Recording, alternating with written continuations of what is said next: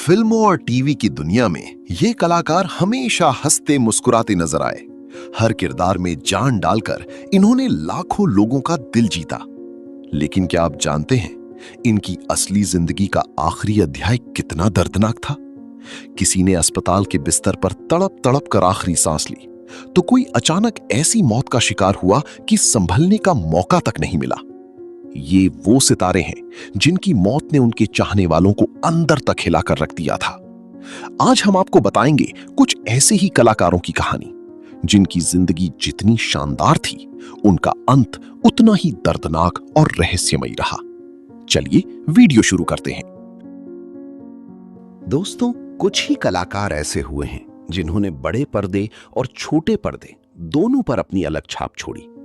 हमारे पहले कलाकार अजीत वाछानी भी उन्हीं में से एक थे। 10 अगस्त 1951 को एक गुजराती सिंधी परिवार में जन्मे अजीत बचपन से ही अभिनय के दीवाने थे। यही वजह थी कि स्कूल के दिनों से ही वो नाटकों में हिस्सा लेने लगे थे। जैसे जैसे उम्र बढ़ी, उनका ये शौक जुनून में बदलता गया और कॉलेज के मंच पर भी उन्होंने अपनी एक्टिंग का जलवा दिखाना शुरू कर दिया। करीब 29 साल की उम्र में उनकी किस्मत ने करवट ली जब 1980 में उन्हें गुजराती फिल्म जोग संजोग में काम करने का मौका मिला। यही फिल्म उनके लिए एक बड़ा मोड़ साबित हुई। दरअसल उस दौर के मशहूर डायरेक्टर सोहनलाल कंवर अपनी फिल्म पापी पेट का सवाल है बना रहे थे, जिसमें राजेश खन्ना और शत्रुघ्न सिन्हा जैसे बड़े सितारे थे। उन्होंने जोग संजोग में अजीत की अदाकारी देखी और इतने प्रभावित हुए कि उन्हें अपनी फिल्म में मौका दे दिया। 1984 में फिल्म रिलीज हुई और अजीत ने हिंदी सिनेमा में कदम रख दिया। इसके बाद 1986 में उन्हें खामोश जैसी फिल्म भी मिली, लेकिन अब तक उन्हें वो पहचान नहीं मिल पाई थी जिसके वो हकदार थे। फिर आया साल 1987 और एक ऐसी फिल्म जिसने उनकी पूरी जिंदगी बदल दी, मिस्टर इंडिया। इस फिल्म में निभाया गया उनका तेजा साहब का किरदार लोगों के दिलों में बस गया। इसके बाद 90 के दशक में अजीत वाछानी एक मजबूत चरित्र अभिनेता के रूप में सामने आए। कयामत से कयामत तक, त्रिदेव, 100 डेज और जो जीता वही सिकंदर जैसी फिल्मों में उन्होंने अपने अभिनय का लोहा मनवाया। राजश्री प्रोडक्शन की तो वो चहेती बन गई थी। यही वजह थी कि मैंने प्यार किया, हम आपके हैं कौन और हम साथ साथ हैं जैसी सुपरहिट फिल्मों में उन्हें अहम किरदार दिए गए। फिल्मों में सफलता के बाद उन्होंने टीवी की दुनिया में भी धमाल मचा दिया। उनका सीरियल एक महल हो सपनों का इतना लोकप्रिय हुआ कि लोग अपने सारे काम छोड़कर इसे देखने बैठ जाते थे। अगर उनके निजी जीवन की बात करें तो 80 के दशक में उन्हें मराठी अभिनेत्री चारुशिला से प्यार हो गया था। बाद में दोनों ने शादी कर ली। उनकी 2 बेटियां हुईं, योहाना और त्रिशाला। दोस्तों, किस्मत ने उन्हें नाम और शोहरत तो खूब दी, लेकिन लंबी उम्र नहीं दी। करीब 47-48 साल की उम्र में उनकी तबीयत अचानक बिगड़ने लगी। शरीर कमजोर होता गया और हालात ऐसे हो गए कि चलना फिरना भी मुश्किल हो गया। जब अस्पताल में जांच हुई तो पता चला कि उन्हें गंभीर बीमारी ने जकड़ लिया है। हालांकि उन्होंने कभी खुलकर नहीं बताया कि उन्हें क्या बीमारी थी, यहां तक कि अपने परिवार को भी इस बारे में चुप रहने के लिए कहा था। इतना जरूर साफ था कि वो एक जानलेवा बीमारी से जूझ रहे थे। उनका आखिरी समय बेहद दर्दनाक रहा। वो लंबे समय तक अस्पताल में भर्ती रहे और बिस्तर पर ही दर्द सहते हुए जिंदगी काटते रहे। 25 अगस्त 2003 को उनकी हालत अचानक बहुत ज्यादा बिगड़ गई। उन्हें तुरंत आईसीयू में ले जाया गया। डॉक्टरों ने उन्हें बचाने की हर संभव कोशिश की, लेकिन आखिरकार 52 साल की उम्र में इस शानदार कलाकार ने दुनिया को अलविदा कह दिया। दोस्तों, दूसरे थे जतिन। 1952 में पोरबंदर में जन्मे जतिन कनकिया टीवी की दुनिया के एक चमकते सितारे थे। एक समय ऐसा भी था जब उन्हें प्रिंस ऑफ कॉमेडी कहा जाता था। ये वो दौर था जब दूरदर्शन का राज हुआ करता था और उनका सीरियल श्रीमान श्रीमती घर घर में देखा जाता था। जतिन बचपन से ही अभिनेता बनने का सपना देखते थे, इसलिए उन्होंने कम उम्र में ही गुजराती और हिंदी थिएटर से अपने सफर की शुरुआत कर दी थी। लगातार थिएटर करते करते वो अभिनय में माहिर हो चुके थे। हालांकि उन्हें सफलता थोड़ी देर से मिली। करीब 41 साल की उम्र में उन्हें दूरदर्शन पर श्रीमान श्रीमती में काम करने का मौका मिला। मिडिल क्लास इंसान केशव कुलकर्णी के किरदार में उन्होंने ऐसा रंग जमाया कि दर्शकों ने उन्हें दिल से अपना लिया। रीमा लागू, राकेश बेदी और अर्चना पूरन सिंह के साथ उनकी जोड़ी ने जबरदस्त लोकप्रियता हासिल की। इसके बाद उन्होंने कभी ये कभी वो, जरा हटके, पड़ोसन और हम पांच जैसी कई सीरियल्स में काम किया। धीरे धीरे बॉलीवुड के दरवाजे भी उनके लिए खुलने लगे। 1997 में फिल्म विश्व विधाता से उन्होंने हिंदी फिल्मों में कदम रखा। इसके बाद खूबसूरत, हम साथ साथ हैं और त्रिशक्ति जैसी फिल्मों में भी नजर आए। कम ही लोग जानते हैं कि आज का मशहूर शो तारक मेहता का उल्टा चश्मा असल में जतिन का ही आइडिया था। उन्होंने तारक मेहता की किताब दुनिया ने ऊंधा चश्मा पढ़ने के बाद प्रोड्यूसर असित कुमार मोदी को इस पर शो बनाने की सलाह दी थी। वो खुद इस शो में जेठालाल का किरदार निभाना चाहते थे। शो बना, सुपर हिट हुआ, लेकिन किस्मत ने उनके लिए कुछ और ही लिखा था। दोस्तों, जो इंसान लोगों को हंसाता था, उसका अंत बेहद दर्दनाक रहा। जतिन को अक्सर पेट में दर्द होता था, जिसे उन्होंने शुरुआत में नजरअंदाज कर दिया, लेकिन धीरे धीरे दर्द बढ़ता गया और हालत बिगड़ने लगी। जब जांच करवाई गई तो रिपोर्ट ने सबको चौंका दिया। उन्हें पैनक्रियाटिक कैंसर हो चुका था, वो भी आखिरी स्टेज पर। इलाज चला, लेकिन कोई असर नहीं हुआ। उनकी हालत इतनी खराब हो गई थी कि उनके करीबी दोस्त राकेश बेदी भी उन्हें उस हालत में देख नहीं पाए।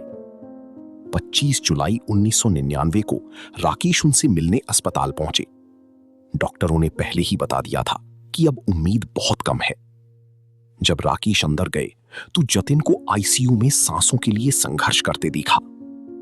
दोनों की नजरें मिली और बिना कुछ कहे ही आंखों से आंसू बह निकले। राकेश चुपचाप वहां से लौट आई। अगले ही दिन 26 जुलाई को खबर आई कि जतिन कनकिया अब इस दुनिया में नहीं रहे। सिर्फ 46 साल की उम्र में वो दुनिया को अलविदा कह गई। तीसरे थे शफी, दूरदर्शन के जाने पहचाने चेहरे। 80 के दशक में शफी इनामदार का नाम हर जगह गूंजता था। चाहे पुलिस ऑफिसर का रोल हो, वकील का किरदार या हीरो का दोस्त, वो हर भूमिका में जान डाल देते थे। 23 अक्टूबर 1945 को महाराष्ट्र के रत्नागिरी में जन्मे शफी के पिता चाहते थे कि वो पढ़ लिखकर एक अफसर बने। इसीलिए उन्हें पढ़ाई के लिए मुंबई भेजा गया।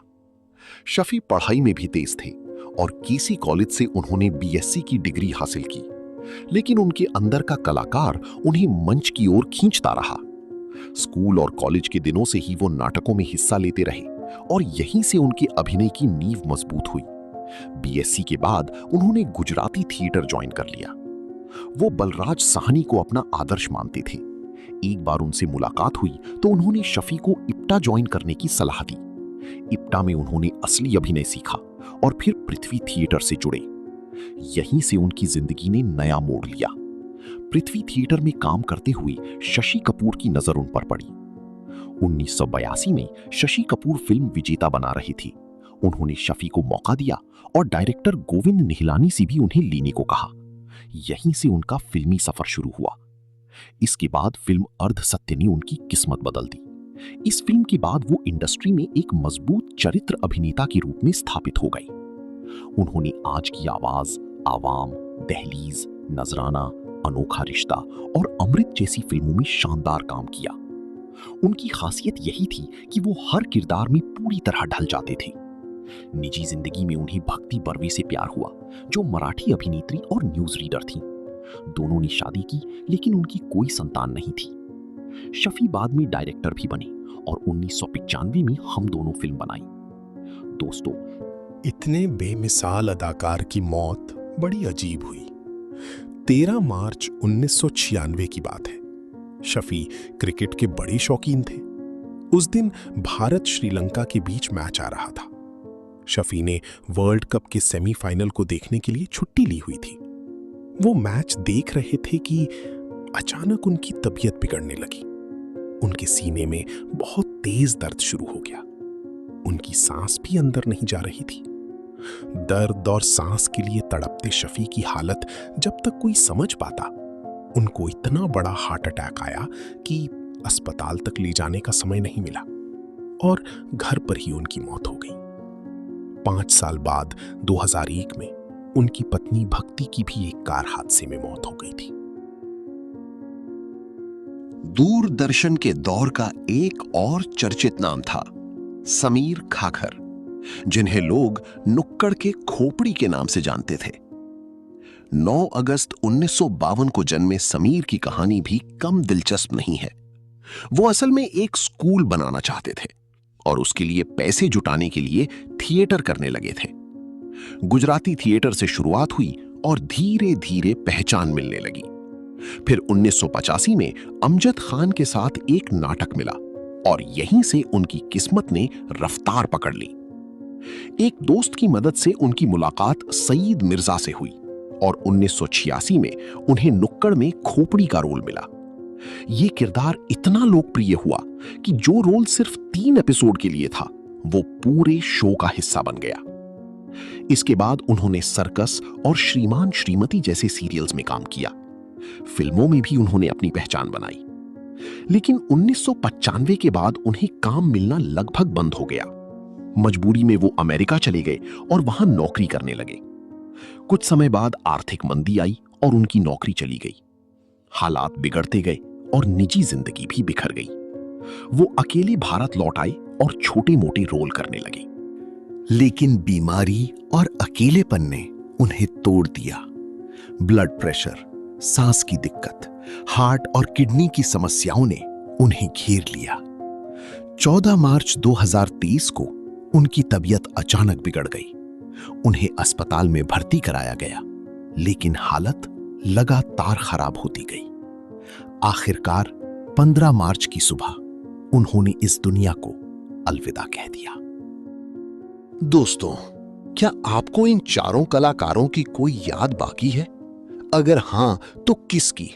नाम कमेंट में लिखिए। आपके हर जवाब का फिल्मी स्टोरीज को इंतजार रहेगा।